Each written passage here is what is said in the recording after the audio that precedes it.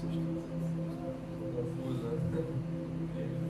Hoje nós vamos falar um pouquinho sobre a origem do pecado. Na aula anterior falamos sobre a origem do mal. Só retomando aí alguns pontos, dissemos, perguntando, né, de onde veio o mal, perguntando se o mal vem de Deus, dos homens ou de Satanás. E surgiu uma questão durante a aula, com respeito ao texto de Isaías. Eu tinha já falado do texto de Isaías 45, que diz, né, eu faço a paz, eu forjo a paz e crio o mal. Será que esse texto não estava se referindo ao fato de Deus criar o mal, né? Mas aí, numa pesquisa que os senhores podem fazer, né, as senhoras, os senhores podem fazer, a palavrinha do hebraico para mal é ra, que ela é contrária a uma outra palavra hebraica chamada shalom, ou salom. Shalom é paz. Esse ra, ele é utilizado no sentido de destruição. Então não é o mal moral, tá? Que do texto ali que aparece, é o mal no sentido de destruição, o mal no sentido de calamidade.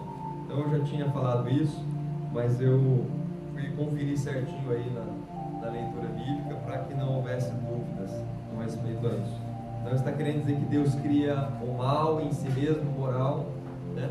Deus é luz e nele não há trevas, ele não pode praticar o mal. Mas no sentido de Deus criar algumas calamidades. Aí a gente vê isso no próprio Deuteronômio, né? As maldições daqueles que não cumprem a lei. É a mesma palavra, ra, do hebraico, né? Então nós temos também, por exemplo, 1 livro de Reis 9:9, fala: o Senhor trouxe sobre eles este mal.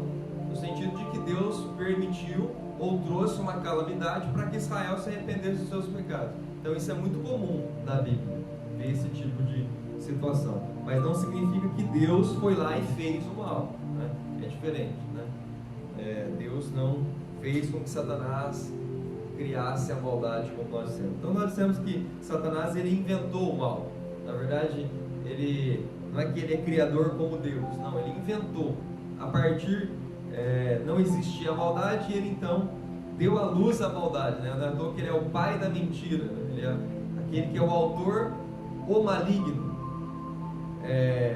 Nós perguntamos por que Deus não perdoou Satanás, e a resposta foi justamente porque ele é o autor da maldade.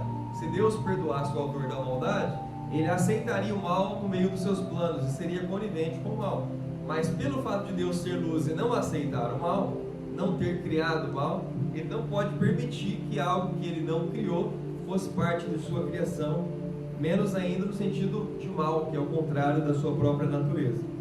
Por isso Deus não pode perdoar o autor da maldade. E por que Deus não destruiu, né? Lembra que nós falamos que se Deus tivesse destruído Satanás e não colocado ele no Éden, não haveria um bode expiatório, né? Não haveria um criador da maldade. Logo o ser humano poderia ser esse criador que também deveria ser destruído. Fizemos até um teatrinho aí, né, para exemplificar, ilustrar esse processo. Então o fato de Deus não ter destruído Satanás, diferentemente do que pensam os ateus, né? Porque Deus, sendo bom, permite a maldade. O fato de Deus não ter destruído Satanás é uma atitude de graça, de misericórdia da parte de Deus, visto que ele, deixando Satanás no Éden, ele permite que o ser humano jamais seja o autor da maldade. Ou seja, Satanás sempre será o bode expiatório, sempre será o responsável diretamente pelo mal. O ser humano somente pode ser conhecedor do bem e do mal. E é exatamente o que vai acontecer em Gênesis 3, que nós vamos ler hoje, né? O ser humano cai e ele se torna um conhecedor do bem e do mal, e não o autor da maldade. Por isso, embora Deus o discipline, né, o puna por causa disso, ele mesmo assim pode ser perdoado, apesar de ter cometido maldades. Quer dizer que Deus foi injusto com Satanás, né? O problema é do diabo, né? Mas conosco, Deus foi extremamente bondoso, no sentido de que ele fez o ser humano, e apesar do ser humano cair no erro, ainda assim haveria possibilidade de salvação e de perdão. Com respeito a essa aula, alguém tem alguma dúvida? Então hoje nós vamos falar sobre Gênesis capítulo 3, tá? Vamos ficar mais na leitura. Então eu vou pedir a alguns voluntários um voluntário para ler do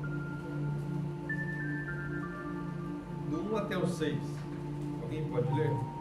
Gênesis capítulo 3, do 1 até o 6. Fala sobre a queda. Mas a serpente, mais sagaz de todos os animais selvagens que o Senhor Deus tinha feito, disse à mulher: é assim que Deus disse: não comereis de toda a árvore do jardim? Respondeu-lhe a mulher: do fruto das árvores do jardim podemos comer, mas do fruto da árvore que está no meio do jardim, disse Deus: dele não comereis, nem tocareis nele, para que não morrais. Então a serpente disse à mulher: é certo que não morrereis, porque Deus sabe que no dia em que dele comerdes, se vos abrirão os olhos, e, como Deus, sereis conhecedores do bem e do mal. Vendo a mulher que a árvore era boa para se comer, agradável aos olhos, e árvore desejável para dar entendimento, tomou-lhe do fruto e comeu, e deu também ao marido, e ele comeu. Isso. Vamos então analisar esse texto com base no que nós lemos. E eu vou perguntar aí para vocês: qual foi o argumento de Satanás utilizado para derrubar o ser humano, a Eva e o Adão? Quais foram as afirmações de Satanás para Eva e Adão? Se reconhecesse o meu irmão, se tornaria igual ao Criador. Se tornar como Deus. Esse foi um dos argumentos, né? Uma das afirmações. Essa é a terceira. E as outras? É certo que não morrereis. Você não vai morrer. Primeiro. Quais outras afirmações? Falta só uma. Se comerdes, sereis conhecedores do bem e do mal. Isso. E também seus olhos se abrirão, né? Então, tem pelo menos 3 afirmações, e nessas afirmações tem uma carga assim, de sentido muito grande. Primeiro, você não vai morrer. Aí eu tenho uma suposição, né?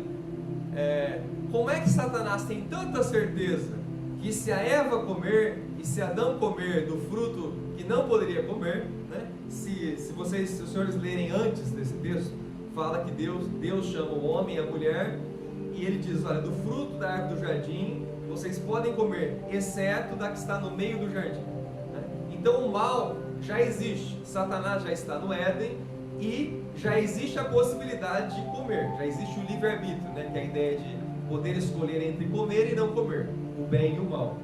A questão é, como que Satanás está tão certo do fato de que se Eva comer a fruta, ela não morre?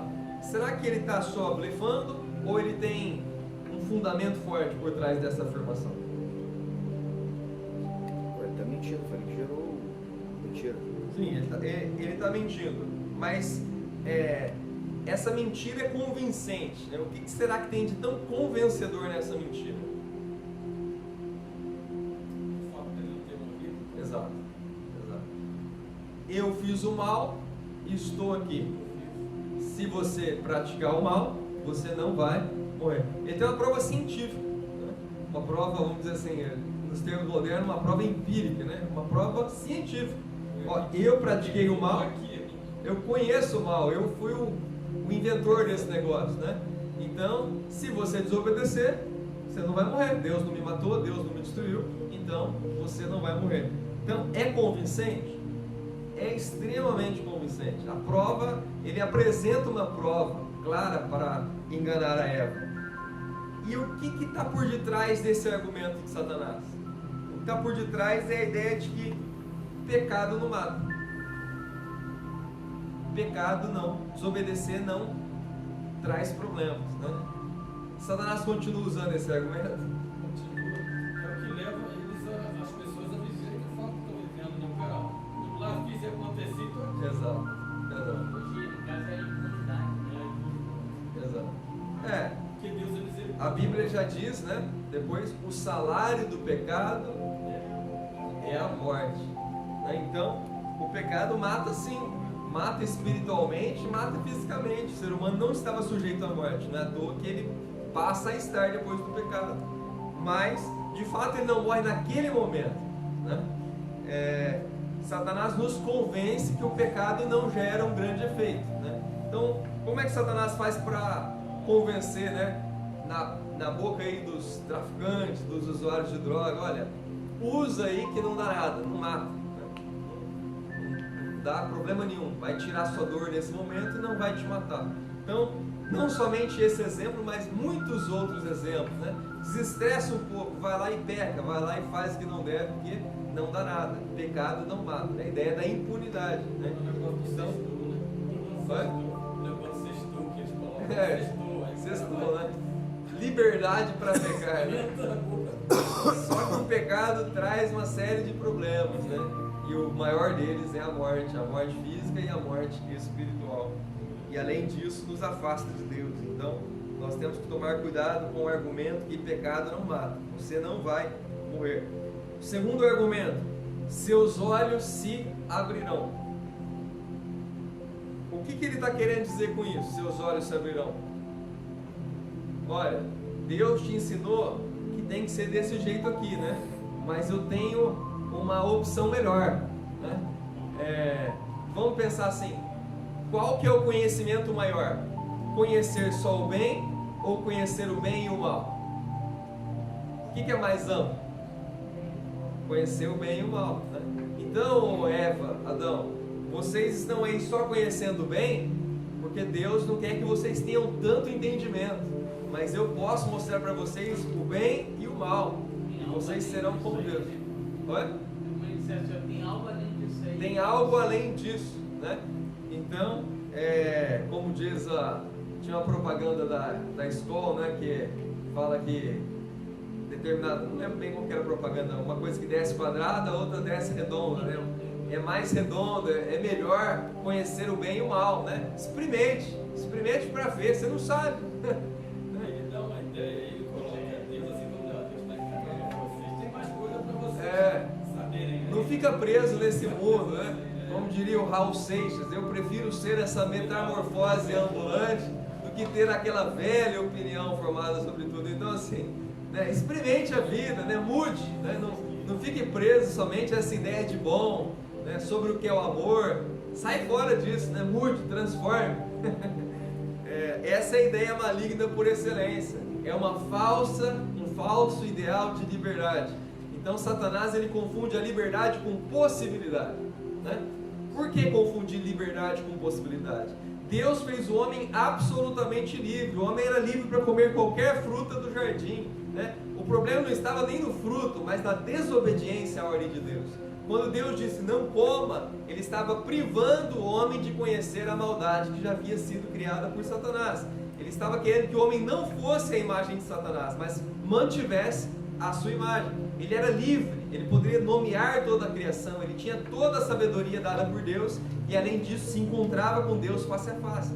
Não havia como ter esse tipo de liberdade, mas ele era tão livre que Deus lhe deu a capacidade de também poder escolher comer o fruto do bem e do mal.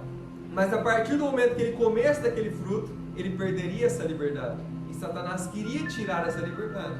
Então o jeito que Satanás fez para induzi-lo ou para enganá-lo era mostrar para ele uma falsa ideia de que conhecer o mal e conhecer o bem era maior do que apenas o conhecimento do bem. Satanás usa esse mesmo argumento hoje? Sempre, né? Você pode tudo, né? Ou então, conheça, experimente, né? Experimente, não conhece isso, vai lá, experimenta para ver como que é, né? Não dá nada. Pecado não mata, como a gente diz, né? No primeiro argumento, né? Você não vai morrer, pecado não mata, experimenta, vai ver, né? Então, Satanás continua usando os mesmos argumentos. A liberdade, né? Saia dessa caixinha, você é livre, você pode ir além, você pode experimentar mais coisas, sabendo que isso não é liberdade. Porque uma vez, até a possibilidade de se matar alguém tem, né? Vai lá e se mate. Aí você vai lá, se matou, agora acabou, né? Já não existe mais liberdade de voltar à vida. Uma vez morto, já não tem como voltar à vida. Então, Satanás, ele nos faz uso dessa nossa capacidade de escolha, desse nosso poder de escolha, para nos levar à escravidão. Uma vez que o homem conhecesse o pecado, ele estaria escravo do pecado e não poderia voltar mais ao jardim do Éden. Então, Satanás levou o ser humano a sair do paraíso, a sair do Éden, a sair do local que Deus preparou para ele e da condição que Deus lhe deu para viver uma outra situação, uma outra condição. A partir de então, aquela palavrinha que nós falamos do hebraico, né, o ra, que significa ausência, né, a falta, né, o mal, nós falamos que o mal não é algo, mas é a falta de Deus. A falta de Deus estaria no homem. E depois que o ser humano cai, ele tem que passar a invocar a Deus. Gênesis 6 fala que o ser humano passou a invocar, ou seja, Deus já está distante, já não se encontra mais, ele já não se encontra mais com Deus face a face. Ele perdeu a imagem de Deus, né? Ou pelo menos boa parte dela. Terceira afirmação, né? Primeira, você não vai morrer. Segunda, seus olhos se abrirão. Terceira, você será como Deus, conhecedor do bem e do mal. Baseado em quem ele diz isso? Quem que quis ser como Deus? Ele mesmo, né? Então, percebe que todo pecado, toda tentação tende a nos levar a ser parecidos com Satanás, né? Então, é sempre uma tentativa do ser humano ser igual a Deus. Então, percebe um movimento que existe a diferença entre a atitude de Deus e a atitude de Satanás. A Bíblia em Filipenses 2,6 fala: tende em vós o mesmo sentimento que houve em Cristo, que sendo Deus, ele fez o quê? Se esvaziou e assumiu a forma humana. E o que Satanás fez? Ele, sendo criatura, se elevou e quis ser como Deus. Então, seguir ou imitar a Satanás é se elevar. É daí que vem a cobiça, a ambição, a vaidade, né? E a soberba. A soberba, segundo a Bíblia, é a raiz de todos os pecados. Por quê? A tentativa de ser igual a Deus é a raiz de todos os pecados. E assim como Deus quer que os filhos dele tenham a aparência dele, o diabo também quer, né? Com certeza. Que os seus filhos, seus servos tenham Com certeza. a mesma aparência, a mesma... Exatamente. mesma... Ele quer criaturas à sua imagem, né? Semelhante. Então, o ser humano, quando peca, ele se torna a imagem de Satanás, né? Parecido com Satanás. Por quê? Nós dissemos na aula anterior que Satanás não há perdão, não é? Para ele não existe perdão, não existe misericórdia, ele está condenado. Para onde Satanás quer nos levar? Para a condenação, para que não haja possibilidade de perdão. Por isso, para a morte, né? Então ele quer nos alienar da misericórdia e da graça de Deus, nos afastar de Deus. À medida que o ser humano peca, ele se afasta, porque a Bíblia fala que o pecado faz separação entre nós e Deus. O pecado nos gera em nós uma carência absurda, absoluta de Deus, né? E por último, Satanás usa até a onisciência de Deus, né? Deus sabe que no dia em que comer, certamente sereis como eles e não morrereis, né? Então, já que Deus sabe todas as coisas, ele sabe, né? Então como? Então, olha como que ele é astuto, né? Olha como que ele consegue enganar bem. Agora, se os senhores perceberem, no versículo 6, até então a mulher não tinha desejo nenhum pela árvore. Olha o que acontece no versículo 6. Dá uma olhada aí. Alguém pode ler? Vendo a mulher que a árvore era boa para se comer, agradável aos olhos, e a árvore agradável aos olhos, e a árvore desejável para dar entendimento, tomou-lhe do fruto e comeu, e deu também ao marido, e ele comeu. Quem que convenceu a mulher que a árvore era boa? Satanás. A atenção dela passou a ser diferente. Exato. Então percebe que o desejo provém de um certo convencimento maligno. O desejo pelo pecado vem de um certo convencimento. Antes de desejar o pecado, a mulher estava isenta, estava tranquila. Mas a hora que Satanás coloca esses argumentos e ela se convence daquilo, ela passa a olhar, não é que essa fruta é boa mesmo? Não é que é desejável? Não é que eu posso ter entendimento? E se eu realmente for como Deus, né? E se eu ampliar os meus conhecimentos? Será que eu não posso até ajudar melhor o Adão? Será que nós não podemos até fazer melhor a nossa missão de cuidar da criação? O desejo, a cobiça, né? A ambição foi gerada, foi produzida, né? Essa é a maneira como Satanás nos convence do pecado. E aí nós temos do versículo 9 até o versículo 14. Alguém pode ler? Até o versículo 16. E chamou o Senhor Deus ao homem e lhe perguntou. É do 7. Abriram-se então os olhos de ambos, e percebendo que estavam nus, coseram folhas de figueira e fizeram cintas para si. Quando ouviram a voz do Senhor Deus, que andava no jardim pela viração do dia, esconderam-se da presença do Senhor Deus, o homem e sua mulher, por entre as árvores do jardim. E chamou-se Para só um minutinho. O que acontece imediatamente após o homem e a mulher comerem o fruto? Abre os olhos. Abre os olhos, né? No sentido de conhecerem a maldade e passam ao quê? Qual que é a sensação que eles têm? Vergonha. Né? Então eles começam a se distanciar. Uma série de sentimentos novos surgem no coração do ser humano, do homem e da mulher. Vergonha, né? Esconder-se de Deus, afastar-se de Deus e uma série de outros sentimentos. Além disso, nós vemos que,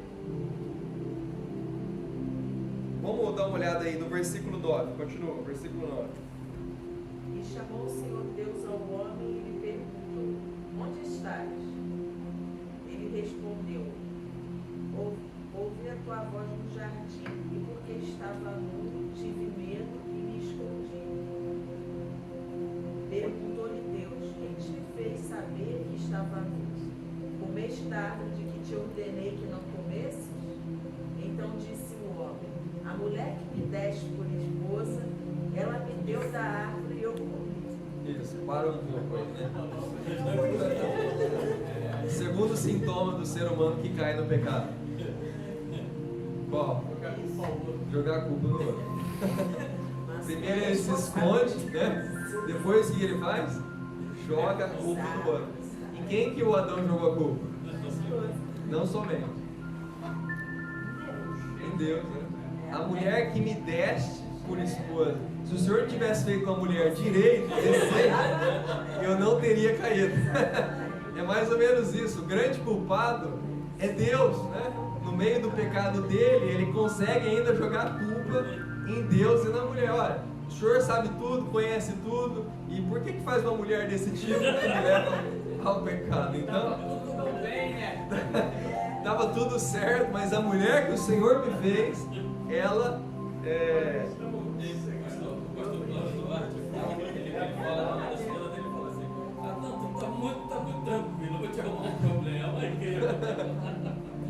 então, na verdade, o homem é bem pior na resposta do que a mulher, porque a mulher fala assim, se continuar o texto, né? Então o Senhor disse à mulher: o que é isso que você fez?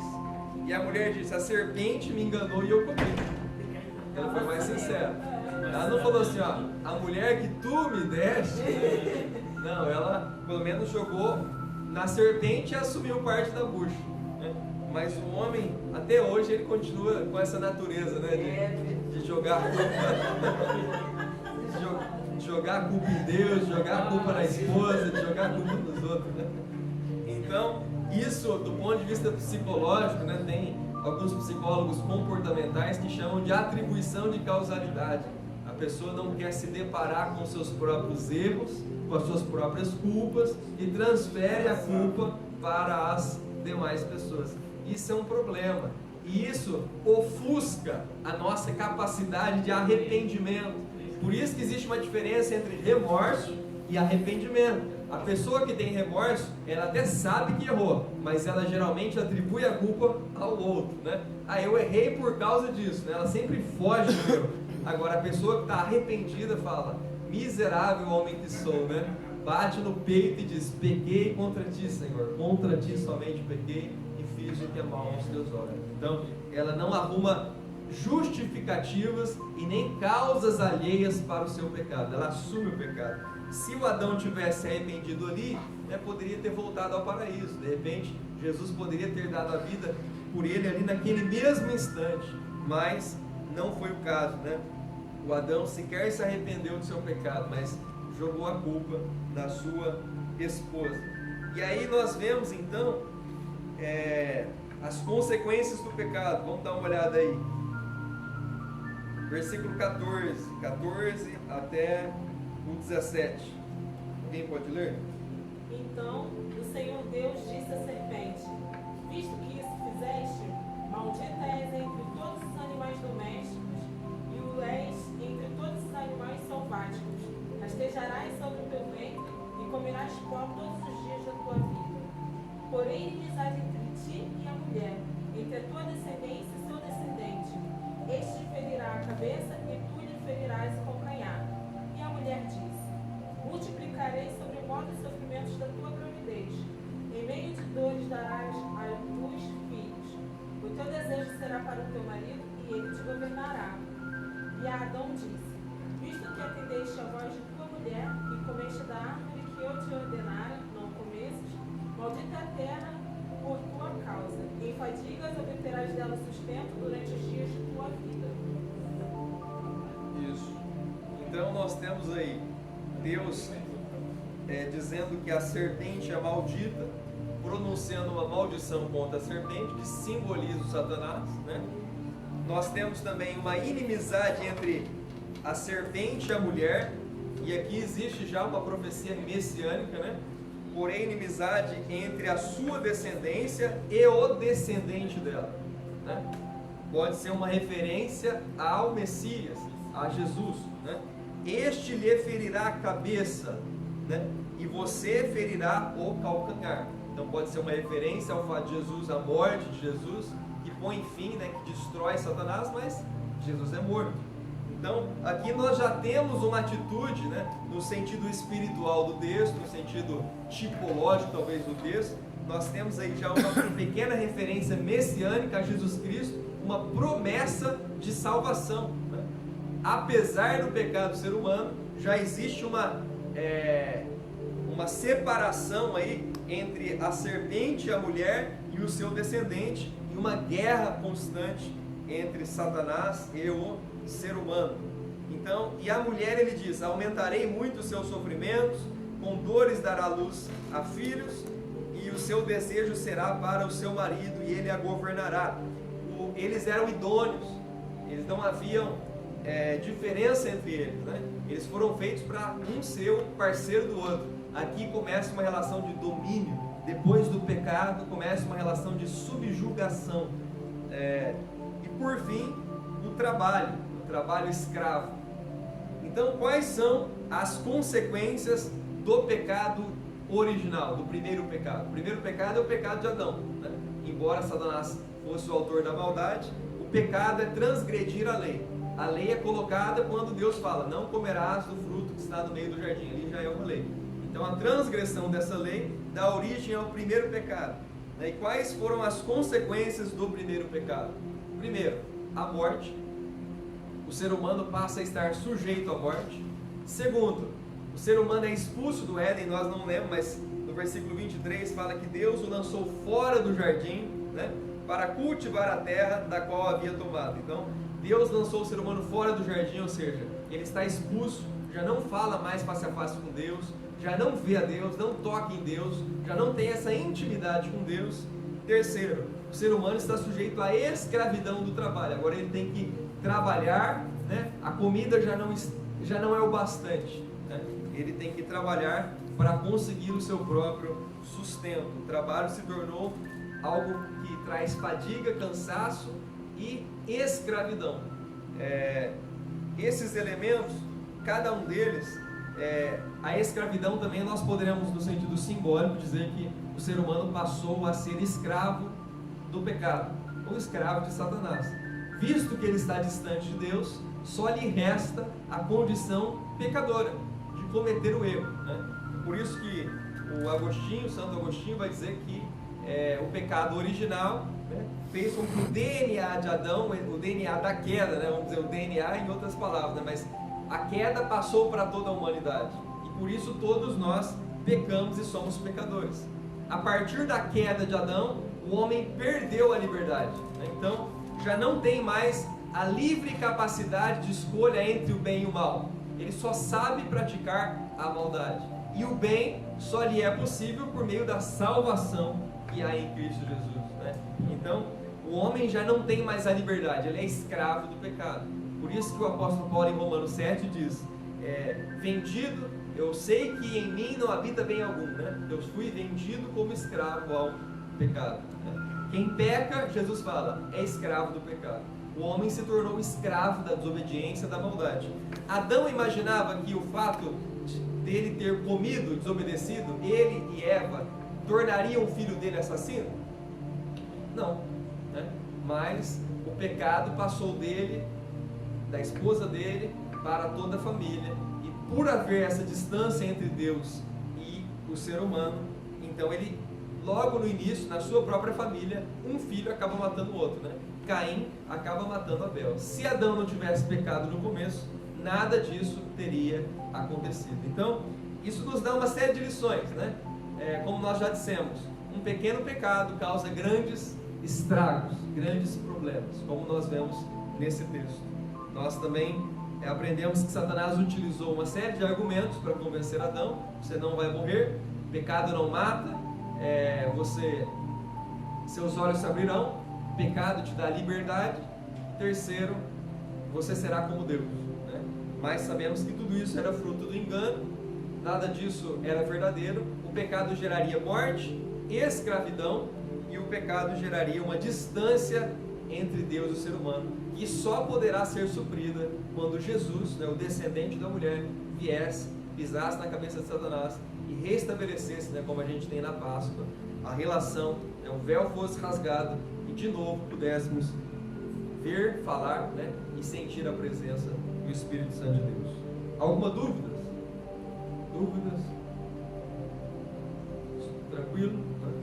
Então, que essa aula aí do pecado nos leve a refletir sobre a nossa natureza distante de Deus, a nossa natureza pecaminosa. E aí nas próximas aulas, seguindo essa sequência, falaremos sobre salvação, né, em três dimensões: a justificação pela fé, que é o perdão do pecado, como Deus perdoou o pecado de Adão e o pecado nosso, né?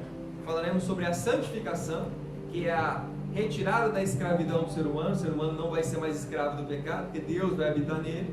E falaremos sobre santificação e novo nascimento, e falaremos sobre vencer a morte na última aula, que é sobre a vida eterna, que é a 12ª aula. Então, o discipulado segue essa sequência, né? Essa cadeia. Saímos lá de Deus, né? Chegamos no homem, agora entramos no pecado, vamos iniciar a salvação. Então, daqui em diante, é necessário que nós tenhamos esse fio, né? Senão a gente vai se perder, né? Mais para frente. Que nem o menino que veio na última aula. Se vier só em uma aula, não vai entender tudo que já foi construído aí até chegar aqui, né? A cabeça vai dar um curto-circuito aí. Amém? Deus abençoe. Tenha aí uma excelente